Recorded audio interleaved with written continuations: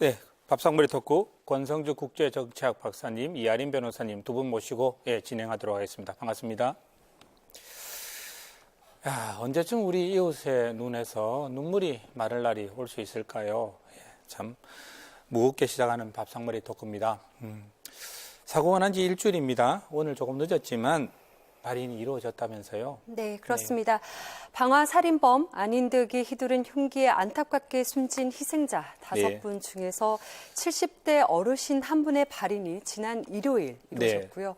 오늘은 50대 그리고 60대 여성 2분 그리고 10대 청소년 2분 해서 총 4분에 대한 합동 연결식과 그리고 발인제가 치러졌습니다. 권 박사님, 발인이 좀 늦어진 이유가 있었죠? 네, 이 사건이 일어난 아파트의 주민분들이 이 발인과 그리고 치료비를 부담할 형편이 안 되었고, 그리고 이 사건을 일으킨 이 범인 안인득 씨도 그런 것들을 보상할 만한 여건이 안 되었기 때문에 그런 비용을 마련하기가 쉽지가 않았습니다. 그래서 이런 관련법도 없어서 이 대안을 만들기까지 시간이 상당히 걸린 것으로 알려지고 있습니다. 더 다행이라고 봐야 될까요? 아니면 해결이 안 됐는데 유족들이 어쩔 수 없이 뭐 발인에 동의한 거라고 봐야 될까요? 내용이 어떻게 된 겁니까? 글쎄요, 뭐 그 합의가 된 과정까지 그 속사정은 조금 더 지켜보고 살펴봐야지 알겠습니다만 어제 저녁에 최종 합의안이 나왔는데요. 이 유족 대표단과 그리고 진주시, 경남도, 진주경찰서 그리고 한국토지주택공사 이 4개 기관이 이 상설 협의체를 만들었습니다. 그리고 어제 저녁에 합의안을 만드는 것이 이 피해 치료비 그리고 이 재활비용을 그 성금을 모금을 해서 지원한다 이렇게 되어 있네요. 그렇습니다. 그리고 이 장례비를 보상을 하고 그 외 것들이 좀 있는데 주민들을 위한 통합심리회복상담센터를 운영을 하고 그리고 직접 피해자 가족들의 이사 그리고 2년간의 임대료 감면 등 그런 세부적인 부분도 어제 합의안에 들어있는 것으로 알려졌습니다. 안타까운 일입니다. 성금 모아가지고 치료비하고 후유증비 이렇게 지원해주겠다는데 그 이야기 누가 못할까 싶습니다. 개인적으로 참 이해가 되지 않는 부분이고 이번 기회에 부족한 부분이 있다면 이런 부분에 대한 대책 마련은 꼭 있어야 되겠다는 생각도 같이 한번 해봅니다. 경찰 수사는 지금 어떻게 진행되고 있습니까? 네, 경남 진주경찰서가 중간 수사 보고를 한 상태인데요. 이게 안인득 씨가 범행 과정에 대해서 진술을 하지 않고 있다고 합니다. 그런데 주민들의 정신적인 고통을 감안을 해서 현장 검증은 진행하지 않겠다라는 입장이고요. 이번 주 금요일 중으로 수사를 마무리를 짓고 검찰에 송치를 할 예정이라고 합니다. 그러면 결국 조현병 때문으로 이렇게 결론이 나는 건가요? 일단은 그 안인득 씨 그 중간 수사 결과를 보면요. 안인득 씨가 그 2011년부터 총 68차례 조현병으로 치료를 받아왔었다고 하고요. 근데 지난 3년 동안 치료를 중단한 상태였었다고 합니다. 근데 주로 이런 특히 그 피해 망상이 굉장히 심했다고 하는데 피해 망상 환자들 같은 경우는 자신을 보호하기 위해서 어떤 행동이 발현이 되지 이렇게까지 공격적인 행동이 나오는 것은 아마 다른 이유가 있을 수도 있고 또 이게 계획 범죄일 수도 있기 때문에 계획 범죄가 아닌지에 초점을 맞춰서 수사를 하고 있다고 합니다. 조현병의 증상은 환청, 망상 등의 양성 증상하고 사회적 위축 같은 음성 증상으로 나눌 수가 있습니다. 적절하게 치료를 하지 않으면 시간이 지날수록 음성 증상인 사회적 위축이 심해져서 일상생활에 많은 지장을 주게 됩니다. 빈번하진 않지만 일부에서는 명령하는 듯한 환청이나 자신을 비난하는 내용의 환청 또는 피해 망상으로 인해서 자신 또는 타인에게 위험한 행동을 하기도 합니다. 네, 이 범행을 일으킨 안인득은 지난 1월 달에 이미 진주자활센터에서 그 센터의 직원들이 타준 커피를 마시고 자기가 부스럼이 났다. 이렇게 호소를 하면서 직원들을 폭행을 했던 사건이 이미 있었고요. 그리고 이번에 피해를 당한 그 사망을 한 이 여학생이 살고 있던 집에 이 안인득에게 올라가서 오물을 뿌리면서 여러 번 난동을 부렸습니다. 그 사건으로 인해서 이 경찰이 현장에 4번이나 찾아갔다는 것이 확인이 되었고요. 그리고 이번에 이 방화 사건이 있고 나서 경찰이 이 해당 지역을 찾아갔을 때 이 안인득이 조현병을 가지고 있다는 사실 자체를 모르고 있었다고 합니다. 그렇기 때문에 이번 사건이 정말 이 안인득의 조현병에 맞춰지는 것이 맞는 것인지 아니면 어떤 그런 것들을 종합적으로 관리하고 대처할 수 없었던 시스템의 문제인지 그런 것에 지금 초점이 맞춰지고 있습니다. 주민들이 오랫동안 가해자의 위협적인 행동에 대해서 경찰서, 파출소에 수차례 신고하였습니다. 하지만 경찰서나 파출소는 가해자에 대하여 조치를 취하지 않았습니다. 이번 사건은 주민들의 수차례 신고에도 재난을 막을 수 있는 국가기관에서 방치하에 일어난 인재라고밖에 할 수 없습니다.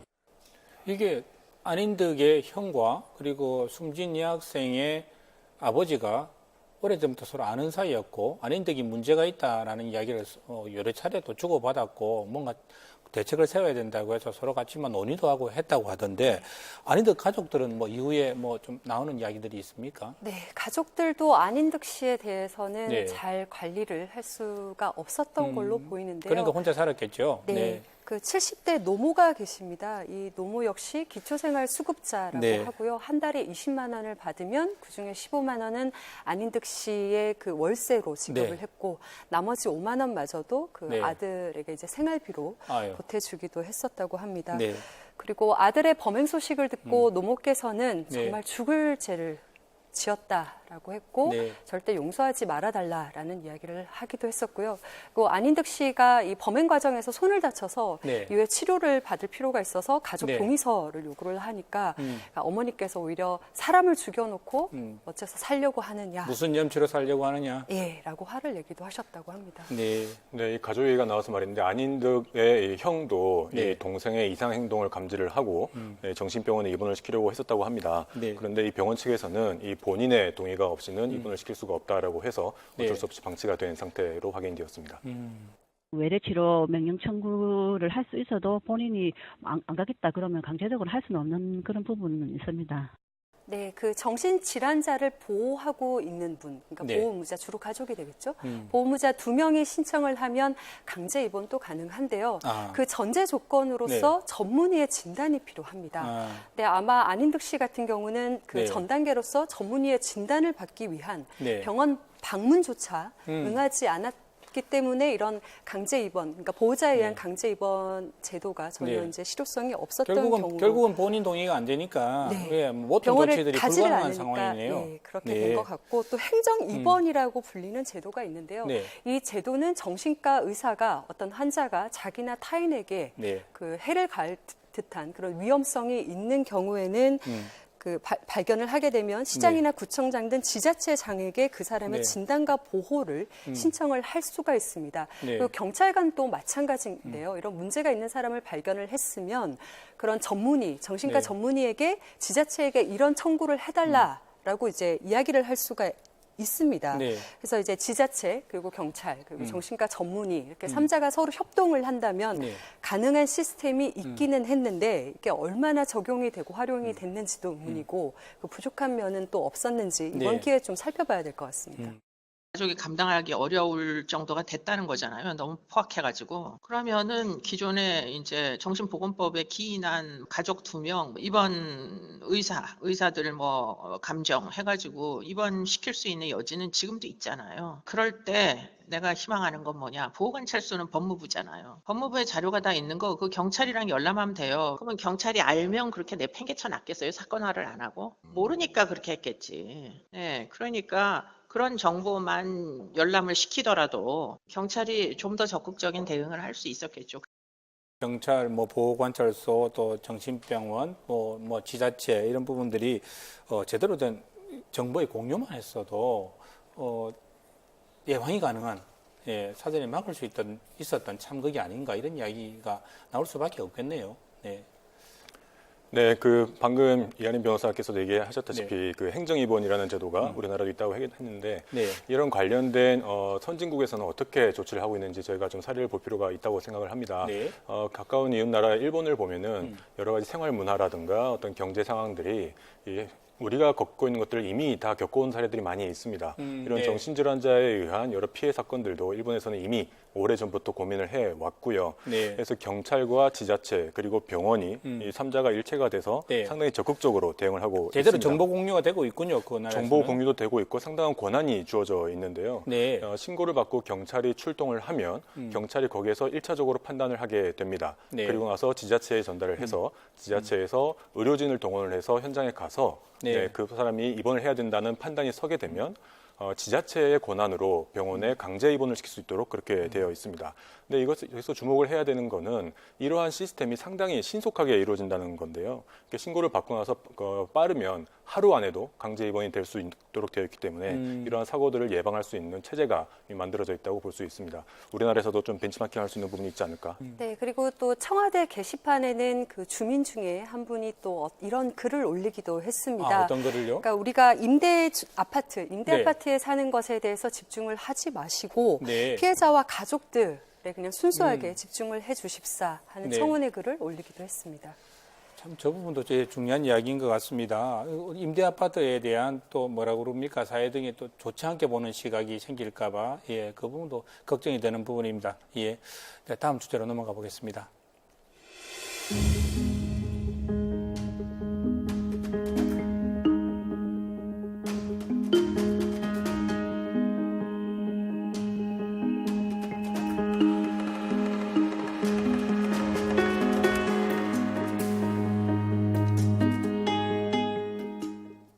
결혼을 반대한다고 반대하는 아버지를 살해한 사건입니다. 이게 어떻게 된 내용인가요? 네, 경남 창녕에서 벌어진 일입니다. 일단 CCTV 먼저 한번 보실까요? 네.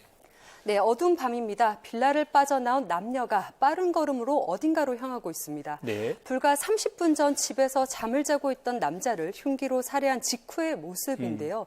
이 두 사람은 결혼을 약속한 연인이라고 합니다. 복지관에 이제 근무하는 애들이거든요. 거기서 이제 다른 데도 직업을 가지고 있는 애들이기 때문에 그런데 일을 하면서 전혀 그렇게 보이지도 않았고 충격적입니다. 네, 경찰에 긴급 체포된 이 두 사람은 그 한 명은 이 살해된 남자의 그 딸이었고, 그리고 한 명은 그 딸의 남자친구였습니다.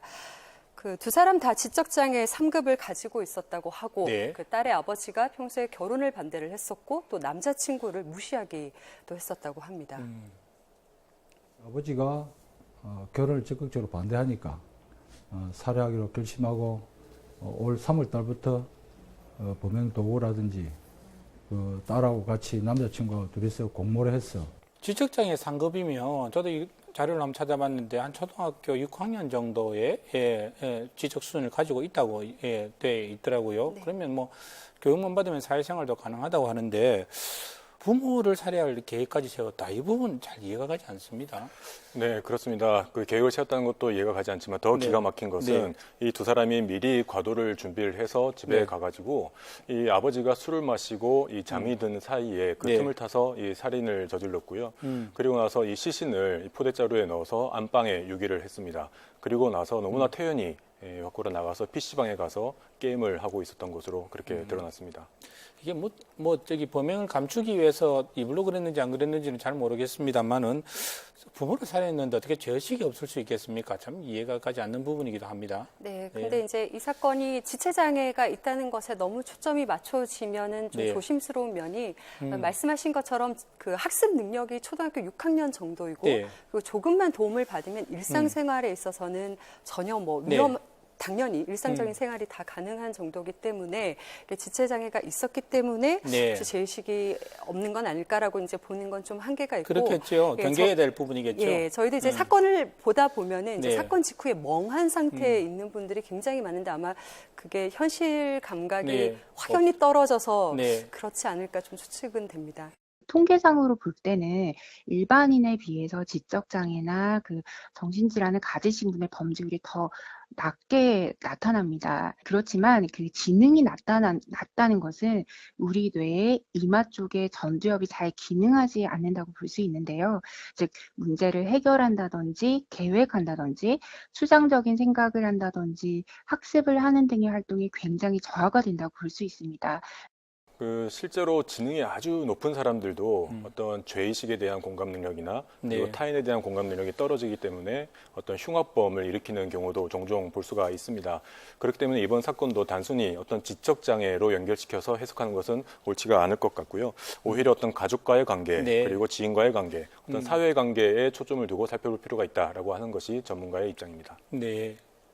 장애가 있고 동일한 비슷한 수준이라 하더라도 범죄의 그 동기가 다를 수도 있고 그다음에 상황 판단 수준이 다를 수가 있기 때문에 장애의 등급이라든지 장애 유형만으로 이 장애인이 범죄의 가해자가 될 가능성이 있다는 것은 위험한 부분이고 앞선 그 진주 방화 살인 사건에서도 그렇지만 이러한 사건들로 인해서 이 지적 장애가 있으신 분들 그리고 정신질환이 있으신 분들을 어떤 혐오 집단이나 잠재적 범죄 집단으로 보게 될까봐 상당히 우려가 됩니다. 우리 사회가 이들을 소외자 집단으로 볼 필요가 있지 않을까 그렇게 생각됩니다.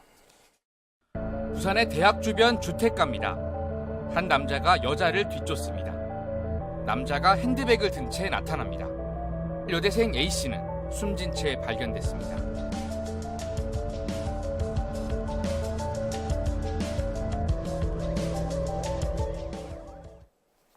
여성을 겨냥한 범죄 끊이지 않습니다. 이번에는 살인 사건이라고요? 네, 그렇습니다. 네. 사건은 지난 19일 새벽 부산 남구의 대학 주변 주택가에서 발생을 했습니다. 네. 새벽 4시 10분쯤 여성이 집으로 귀가를 하고 있는데 저 뒤에 따라가는 저 모습이군요. 네, 덩치 큰 남성이 뒤따라가고 있습니다. 그러다가 살해를 한 거고 CCTV에 찍힌 남성의 영상을 보면 손에는 여성의 것으로 보이는 또 핸드백을 들고 있습니다. 차 밑에 안에 엎드려 있었거든요. 사람부터 빨리 어떻게 상태를 봐야 되니까 맥박지도 보니까 안 떼더라고요. 손도 차갑고. 이 경찰은 CCTV를 뒤져서 이 사건 발생 16시간 만에 20대 남성 A씨를 이 범인으로 체포를 했는데요. 네. 확인해 보니 이 남성은 범행 현장에서 불과 400m 떨어진 곳에 살고 있는 주민이었습니다. 이 남성은 살해된 여대생과는 안면이 전혀 없는 사이였고 단지 술을 마시면 어떤 금품 절도의 충동이 느껴진다라고 그렇게 진술했다고 합니다. 동선 추적 수사를 하면서 긴급 체포를 한 상태거든요. 아주 혐의를 짙게 두고 우리가 수사하는 중입니다. 부산 남구나 수영구 같은 경우는 또 지하철이 바로 인접해 있고 대학가이기도 하고 해서 또 직장 다니는 젊은 여성, 여대생들이 또 많이 사는 곳이기도 하지 않습니까? 이런 곳에 이렇게 여성들을 상대로 한 범죄가 잇따른다는 거, 이거 어떻게 치안이나 이런 관리가 좀 미흡하다고 봐야 되지 않을까요?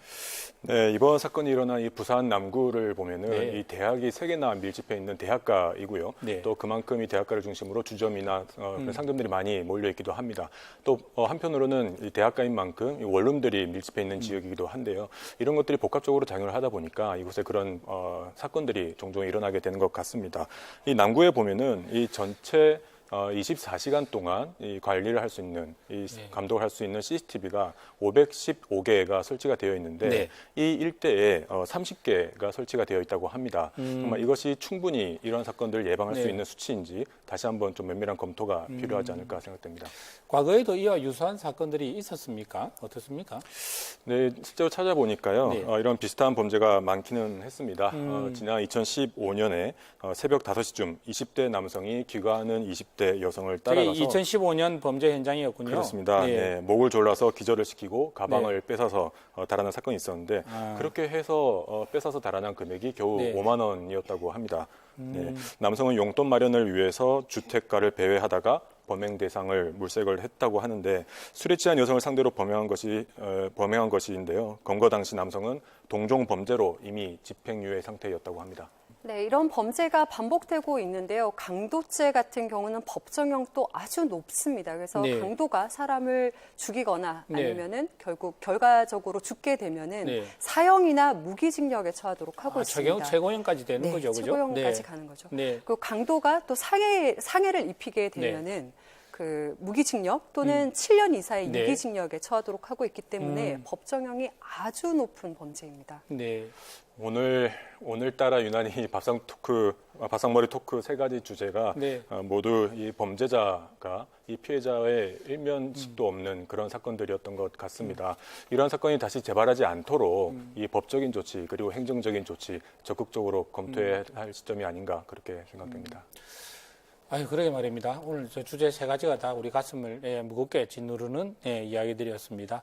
다음 주제는 좀 더 밝은 이야기 있으면 저희들이 좀 찾아서 말씀 나누도록 하겠습니다. 오늘 임해주셔서 대단히 고맙습니다.